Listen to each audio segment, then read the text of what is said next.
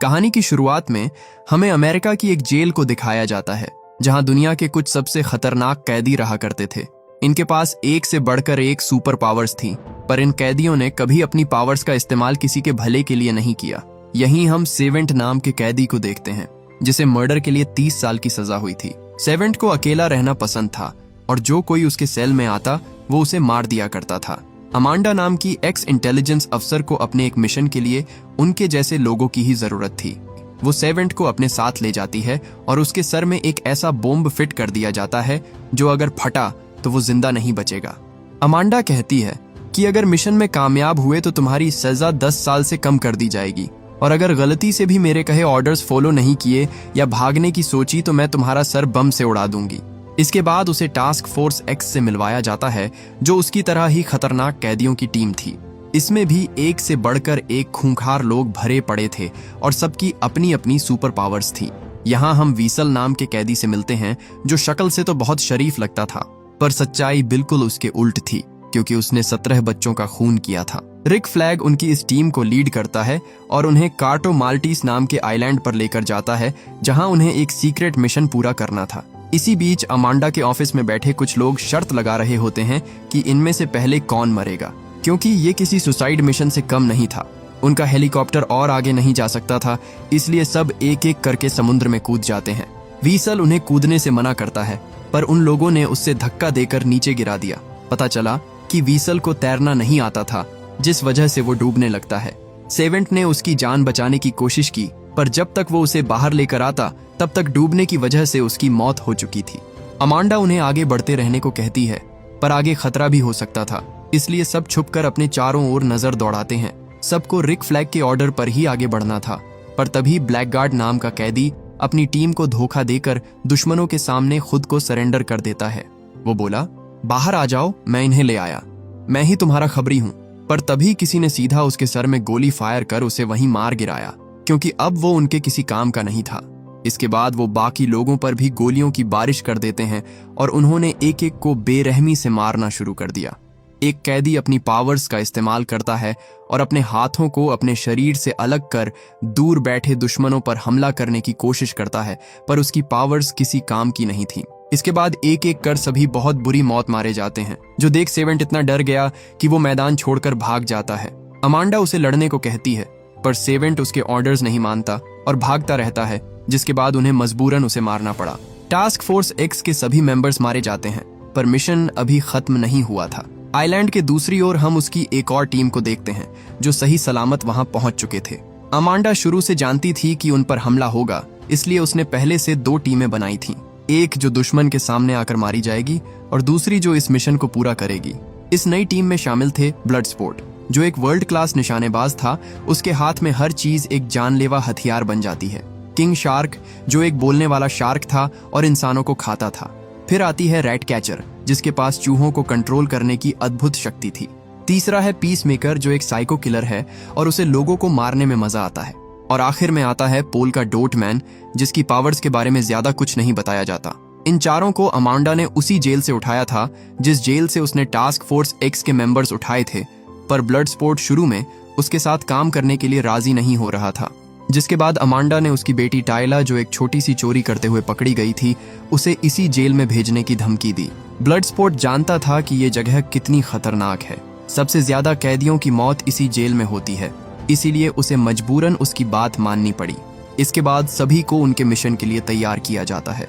Amanda ने उन्हें कार्टो माल्टीस island के बारे में बताया, जो साउथ अमेरिका में एक छोटा सा देश है। पिछले 100 सालों से हरेरा फैमिली ने यहाँ पर अपनी मजबूत पकड़ बनाई थी, लेकिन एक हफ्ते पहले सिल्विया लूना नाम के इस आदमी ने जनरल के साथ मिलकर कार्टो माल्टीस सरकार पर बेरहमी से कब्जा कर लिया और पूरी हरेरा फैमिली को बीच सड़क पर फांसी पर चढ़ा दिया। हरेरा के साथ अमेरिका के अच्छे संबंध थे, पर इस देश का नया राजा सिल्विया लूना अमेरिका की बर्बादी चाहता है, और जब तक उसका देश पर कब्जा है अमेरिका पर खतरा बना रहेगा। पीस मेकर पूछता है, तो आप चाहती हैं हम उसे मार दें? जिस पर अमांडा कहती है, नहीं, उस देश में एक साइंटिफिक फैसिलिटी है, वो एक खुफिया हथियार पर काम कर रहे हैं जिसका नाम है प्रोजेक्ट स्टारफिश। इंटेलिजेंस के हिसाब से ये स्टारफिश इस दुनिया का नहीं है, बल्कि एक एलियन है। लूना के हाथ में वो चीज सिर्फ अमेरिका के लिए ही नहीं बल्कि पूरी दुनिया के लिए खतरनाक हो सकती है। तुम्हारा मिशन है उस देश में घुसना और प्रोजेक्ट स्टारफिश से जुड़ी हर चीज को नष्ट करना। इसके बाद कहानी प्रेजेंट में आती है और हम उन्हें आइलैंड पर देखते हैं। वहीं दूसरी ओर टास्क फोर्स के 2 मेंबर्स रिक फ्लैग और हार्ली क्वीन अभी भी जिंदा थे। रिक फ्लैग तो किसी तरह भाग निकला, पर सोल्जर्स हार्ली क्वीन को पकड़ लेते हैं। रिक अमांडा को रिपोर्ट करने की कोशिश करता है, पर तभी जंगल में छुपे कुछ हथियारबंद लोग उसे घेर लेते हैं। उधर दूसरी टीम ने आराम करने के लिए जंगल में एक कैंप लगाया। रात में ब्लड स्पोर्ट देखता है कि पोल्का डॉट मैन की बॉडी पर कुछ रंग बिरंगे डॉट्स निकल गए हैं, जिनके साथ वो झाड़ियों में जाता है, और जब वो वापस आया तो वो फिर से नॉर्मल हो चुका था।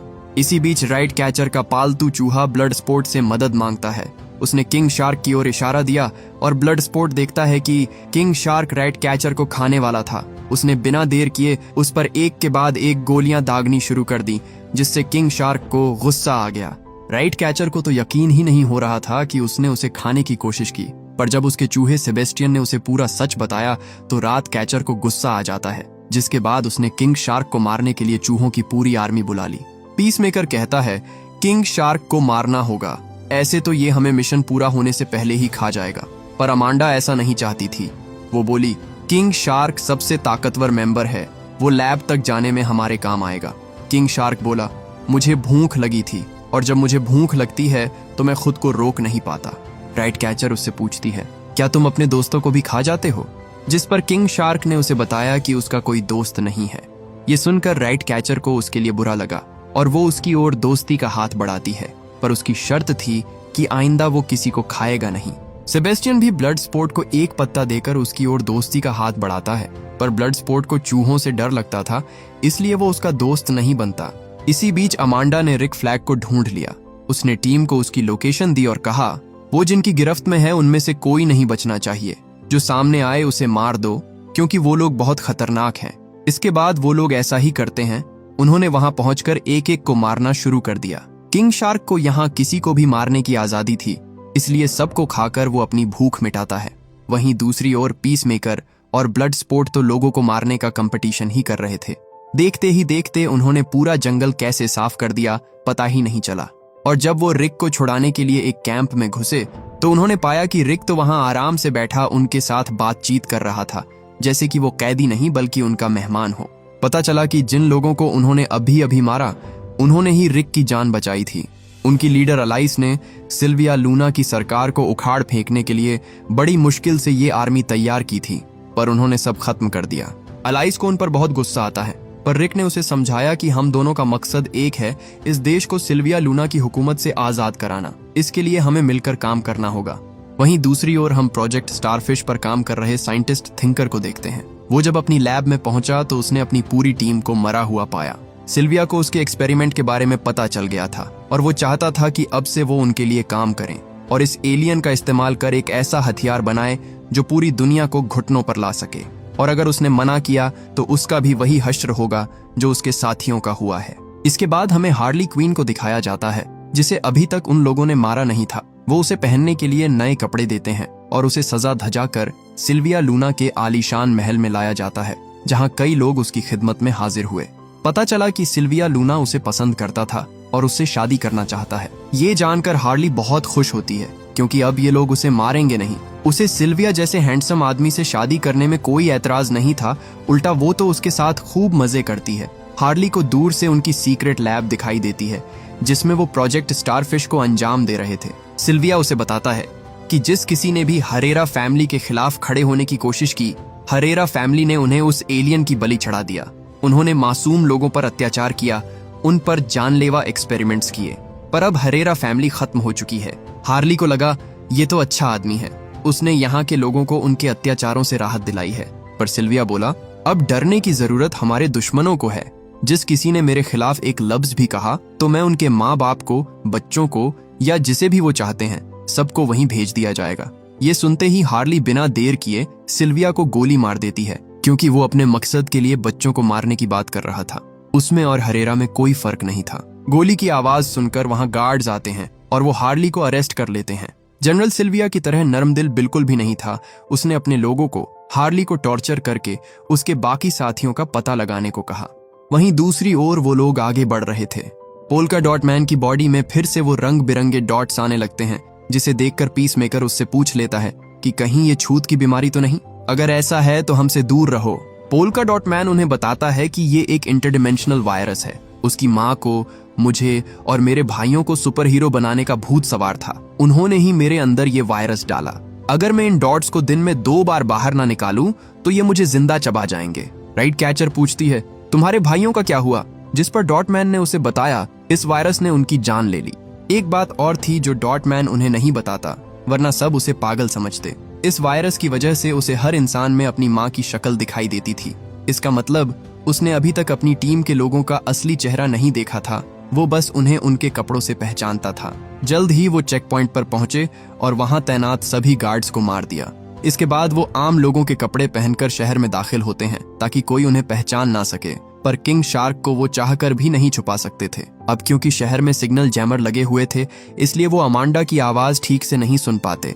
पर सिग्नल टूटने से पहले अमांडा उन्हें वार्निंग देते हुए कहती है, वहां कॉल्स बेशक ना काम करे, पर तुम लोगों के सर में लगे बॉम्ब्स जरूर काम करेंगे, इसलिए कोई होशियारी मत करना। इसके बाद वो एक क्लब में जाते हैं ताकि वो थिंकर को पकड़ सके। उसे आने में थोड़ा वक्त लग रहा था, इसलिए समय काटने के लिए वो सब भी थोड़ी थोड़ी पीकर डांस करने लगते हैं। वहीं किंग शार्क को उन लोगों ने वैन में अकेला छोड़ दिया था ताकि वो किसी की नजर में ना आए। जल्द ही वहां थिंकर आ गया, जिसके बाद ब्लडस्पोर्ट ने उसके पीछे एक गन रखी और उसे साथ चलने को कहा। थिंकर उसका कहा करने को तैयार था, पर तभी वहां जनरल की मिलिट्री आ गई और वो एक एक कर सभी लोगों के पासपोर्ट चेक करने लगे। ब्लडस्पोर्ट जानता था कि वो पकड़े जाएंगे, इसलिए वो राइट कैचर को उसे लेकर वहां से जाने को कहता है। उन्होंने मिलिट्री के आगे खुद को सरेंडर कर दिया और उनका ध्यान भटकाया ताकि राइट कैचर पर किसी की नजर न पड़े। गार्ड से रिक को पता चला कि हार्ली अभी तक जिंदा है और जनरल उससे पूछताछ कर रहा है, जिसके बाद उन तीनों ने बिना देर किए अंदर मौजूद गार्ड पर एक साथ हमला कर उन्हें बेहोश कर दिया। ट्रक को हथियाने की कोशिश में उन्होंने ड्राइवर को भी मार डाला, जिस कारण एक जोरदार टक्कर होती है जिसमें उनकी गाड़ी पलट गई। खुशकिस्मती से उन्हें कुछ नहीं हुआ, पर रिक आगे बढ़ने से पहले हार्ली को छुड़ाना चाहता था। वहीं हम हार्ली को देखते हैं, जिसे बहुत ज्यादा टॉर्चर किया जा रहा था। वो लोग उसे बार बार लगातार बिजली के झटके देते हैं, पर इतना दर्द सहने के बाद भी हार्ली अपना मुंह नहीं खोलती और बेहोश हो जाती है। जनरल ने कहा कि होश आने पर अगर ये सच ना बताए तो इसे मार देना। वहीं दूसरी ओर हम रिक को देखते हैं, जो अपनी पूरी टीम के साथ हार्ली की लोकेशन तक पहुंच चुका था। वहां आकर वो अलग अलग टीम्स में डिवाइड हो जाते हैं ताकि कोई गड़बड़ी ना हो। वहीं जिंदगी और मौत के बीच लटकी हुई हार्ली होश आते ही बड़ी चालाकी से उस गार्ड को अपने पैरों तले दबाकर मार डालती है। उसने चाबी उठाई और बाहर निकलकर वहां मौजूद सभी गार्ड्स को एक एक कर मौत के घाट उतार दिया। वो टैक्सी लेती है और वहां से जाने ही वाली थी कि तभी उसने रिक और ब्लडस्पोर्ट को देखा, जो उसी बिल्डिंग में घुसने की कोशिश कर रहे थे। वो उनके पास आई और पूछा, ये तुम दोनों क्या कर रहे हो? रिक उसे बताता है कि हम तुम्हें बचाने आए थे, जो सुनकर वो बहुत इमोशनल हो जाती है, क्योंकि उसे बिल्कुल उम्मीद नहीं थी कि कोई उसके लिए अपनी जान जोखिम में डालकर उसे बचाने आएगा। इसके बाद वो सब थिंकर के पास जाते हैं और लैब में घुसने के लिए उसकी मदद मांगते हैं। उन्होंने कहा, अगर तुम्हारी दी गई जानकारी गलत निकली तो तुम मरोगे, इसलिए सोच समझकर फैसला करना। थिंकर उन सबको चेक पॉइंट्स को पार करवा के लैब तक ले जाता है। इसके बाद वो सब वैन से बाहर निकले और मेन गेट पर खड़े सारे गार्ड्स को मार डाला। किंग शार्क तो लोगों को बीच से फाड़ देता है, जो देख उनकी रूह कांप जाती है। वो सब अंदर दाखिल हुए और पूरी बिल्डिंग को सील कर दिया। अब ना कोई अंदर जा सकता था और ना बाहर आ सकता था। रिक थिंकर को अपने साथ लैब लेकर जाता है और बाकियों को पूरी बिल्डिंग में एक्सप्लोसिव्स लगाने को कहता है, ताकि एक ही झटके में सब तहस नहस हो जाए। सेबेस्टियन ने सीसीटीवी के वायर काट दिए, जिससे लाइव फीड जाना बंद हो गई। जब जनरल को पता चला कि अमेरिका ने उनकी लैब पर कब्जा कर लिया है, तो उसने अपनी पूरी फोर्स लैब के बाहर डिप्लॉय कर दी और इसी का फायदा उठाकर एलिस अपने लोगों के साथ उसके ऑफिस में घुस जाती है। किंग शार्क और पीसमेकर दीवारों पर एक्सप्लोसिव्स लगा रहे थे, पर पीसमेकर उसे वहीं अकेला छोड़कर रिक के पीछे गया। इसी बीच थिंकर उन दोनों को प्रोजेक्ट स्टारफिश तक लेकर जाता है, जहां उन्होंने देखा कि साइंटिस्ट्स ने ढेर सारे लोगों को पिंजरों में बंद कर रखा था। उनके चेहरों पर स्टारफिश जैसी कोई चीज उन्हें कंट्रोल कर रही थी। रिक ने एक बड़ी सी कांच की खिड़की पर किसी के विशालकाय हाथ देखे और वो समझ गया कि ये एलियन जितना उन्होंने सोचा है उससे कहीं ज्यादा बड़ा था, और ये छोटे छोटे एलियंस उसके बच्चे नहीं बल्कि उसके प्यादे हैं, जो इंसानों को अपना होस्ट बनाते हैं। असली स्टारफिश साइज में बहुत बड़ा था, जिसे उन लोगों ने पिछले 20 सालों से कैद कर रखा है। राइट कैचर कहती है कि हमें इन लोगों को बचाना होगा, पर थिंकर बोला, अब बस भी करो ये शराफत का नाटक, हम दोनों एक ही मालिक के गुलाम हैं। तुम्हारी सरकार का मकसद इस दुनिया को एलियन टेक्नोलॉजी से बचाना नहीं, बल्कि सबूत मिटाना है ताकि सरकार पर कोई कीचड़ ना उछाल सके। रिक कहता है, तुम झूठ बोल रहे हो, ऐसा कुछ नहीं है। जिसके बाद थिंकर ने उसे एक ऐसा सच बताया जिससे वो अब तक अनजान थे। वो कहता है कि अमेरिका के बददिमाग एस्ट्रोनॉट्स को ये एलियन स्पेस में मिला था और वो उसे अपने साथ यहाँ धरती पर ले आए। कोल्ड वॉर खत्म होने के बावजूद तुम्हारी सरकार में इस एलियन को इस्तेमाल करने की लालच पैदा हुई, पर अपने खुद के दामन को साफ रखने के लिए उन्होंने ये एक्सपेरिमेंट्स अपनी जमीन पर नहीं किए। अमेरिका को तरक्की तो पसंद है, लेकिन वो कुर्बानी नहीं देना चाहते, इसलिए उन्होंने अपने गैर कानूनी एक्सपेरिमेंट्स यहाँ करे, और जब यहाँ की सरकार नाकाम हो गई तो उन्होंने मेरी 30 साल की मेहनत को नष्ट करने का फरमान जारी कर दिया। वो बात कर ही रहे थे कि तभी वहाँ पीस मेकर भी आ जाता है। रिक कहता है, फौज में भर्ती हुआ था देश की सेवा के लिए, किसी की कठपुतली बनने के लिए नहीं। वो हार्ड डिस्क को बाहर निकालता है और उसे अपने पास रख लेता है ताकि पूरी दुनिया के सामने अमेरिका का ये घिनौना चेहरा दिखा सके। पर तभी पीसमेकर उस पर बंदूक तान देता है, क्योंकि वो ऐसा हरगिज नहीं होने दे सकता था। रिक को पता चलता है कि पीसमेकर शुरू से अमांडा के लिए उनकी जासूसी कर रहा था। वो कहता है, मेरी तुमसे दुश्मनी नहीं है, वो हार्ड डिस्क मुझे वापस दे दो, मैं यहाँ से चला जाऊंगा। पर तभी बिल्डिंग में धमाका होता है और उन पर मलबा गिरने लगता है। अब उनके पास बहुत कम समय बचा था, पर तभी एक और धमाका हुआ और सब मलबे के नीचे दब गए।